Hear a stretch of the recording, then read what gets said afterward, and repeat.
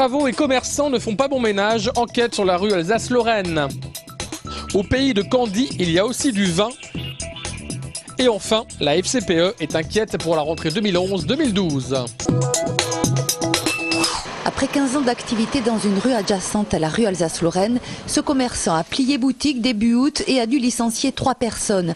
Sa clientèle et son chiffre d'affaires ont baissé de 30% ces 3 dernières années et ce n'est pas seulement lié à la crise ou aux produits qu'il vendait. Ça peut expliquer 20% du problème, d'accord, soit. Mais il est clair que nous observons une baisse du nombre de chalands évidente. Et les gens nous le disent eux-mêmes, que lassés par les travaux et fatigués par le problème de circulation, par les travaux incessants, les trottoirs très étroits, les barrières permanentes, les trous dans la chaussée, les gens ne s'y retrouvent plus. Les commerçants indépendants sont les plus touchés par les travaux rue Alsace-Lorraine et doivent cesser leur activité. Cet agent immobilier spécialisé dans la vente de fonds de commerce a constaté une augmentation de 10 à 15% du nombre de transactions sur cet axe. Je pense que c'est dû aux travaux aux 2 tiers, une raison de 60% à peu près.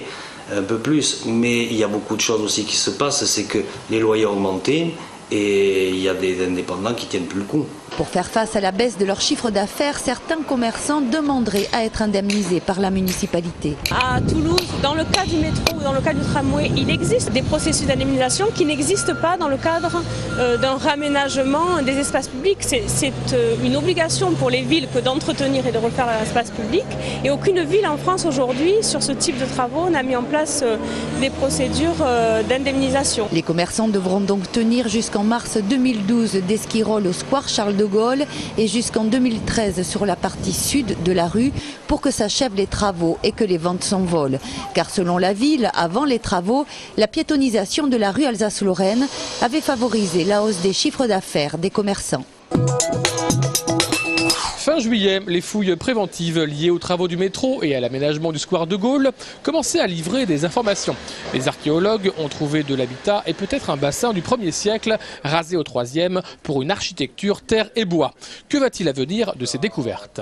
D'abord, ce qui est préservé, c'est ce qui est essentiel pour cette nouvelle connaissance, c'est-à-dire les sédiments, la façon dont on avait, je dirais, à conforter ou à améliorer la connaissance qui existait sur le centre-ville. Et ensuite, c'est évident qu'il y a à recouvrir pour pouvoir revivre le 21e siècle et faire à la fois je dirais, une amélioration des conditions d'accès au métro et en même temps une amélioration de cette place et de ce square de Gaulle dans le cadre d'un cheminement piétonnier avec la rue Alsace. Lors de ces fouilles, les archéologues mènent une véritable enquête à la Sherlock Holmes sur l'histoire de l'urbanisme et de l'habitat. Là, pour le Bas-Empire, on sait qu'on va avoir des pôles importants qui ne vont pas se situer dans cet endroit de la ville. Ce sera plutôt vers la cathédrale Saint-Étienne, au niveau de l'hôpital de l'Arrêt. Voilà. La ville vit. Donc voilà, elle bouge, il y a des zones qui vont être densément occupées à un moment donné. Et pour des raisons X ou Y, elles vont se nécroser, je dirais. Voilà. Ce que l'on peut dire à première vue, c'est que les angles de maçonnerie dénotent des bâtiments de qualité, peut-être une riche demeure. Début des vendanges aujourd'hui au domaine de Candy. Le cru 2011 du vignoble toulousain s'annonce sous les meilleurs auspices. D'après les analyses, ça se présente bien. Maintenant, toujours pareil, tant que ce n'est pas vinifié, on ne peut pas préjuger. Le mois de juillet nous a apporté un petit peu d'humidité qui nous manquait un petit peu. Et au mois d'août, on n'a pas eu le bon orage du 15 août, 20 à 30 mm, qui aurait fait finir de gonfler les raisins. Mais dans l'ensemble, c'est sain. Donc c'est relativement satisfaisant en prévision. Les vignes s'étalent sur 25 hectares, 1200 à 1500 hectolitres, soit 100 000 à 120 000 bouteilles, sortent du domaine chaque année. Les 7 cépages se vendent essentiellement sur le site ou chez de petits cavistes toulousains. Depuis toujours, les vins du domaine de Candy ont du mal à conquérir un large public. C'est vrai que les gens boudent un petit peu notre produit, qui est souvent récompensé notamment à Paris. Tous les ans, quand on le présente, on a une médaille sur divers vins. Le dernier, ça a été il y a 2 ans sur le rosé, avant ça a été sur le rouge. Cette année, le domaine ouvrira ses portes aux Toulousains le 24 septembre pour la fête des vendanges, au programme musique et animation.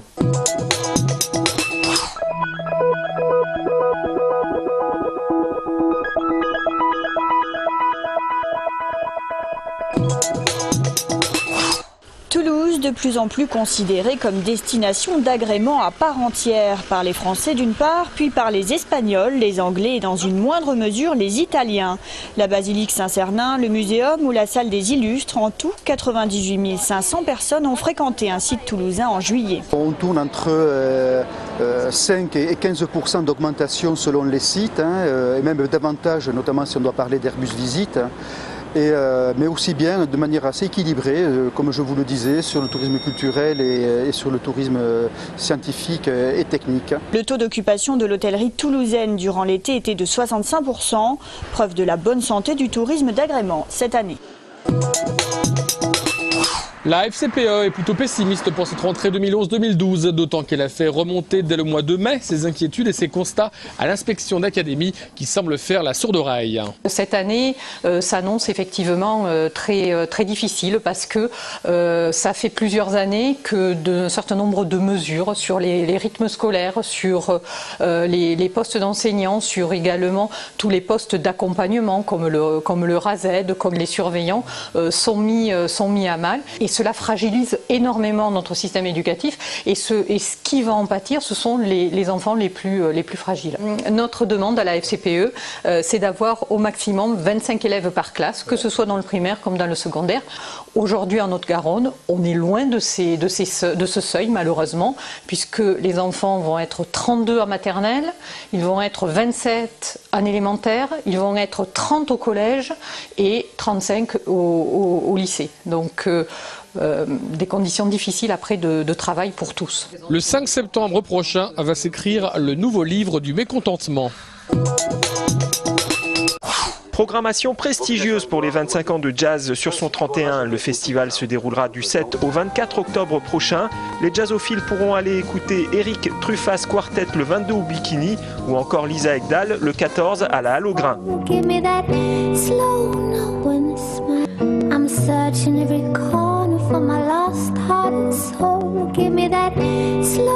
Les grands moments vont être la venue du batteur Roy Haynes, la venue du contrebassiste Charlie Haddon, la venue du pianiste Chucho Valdés.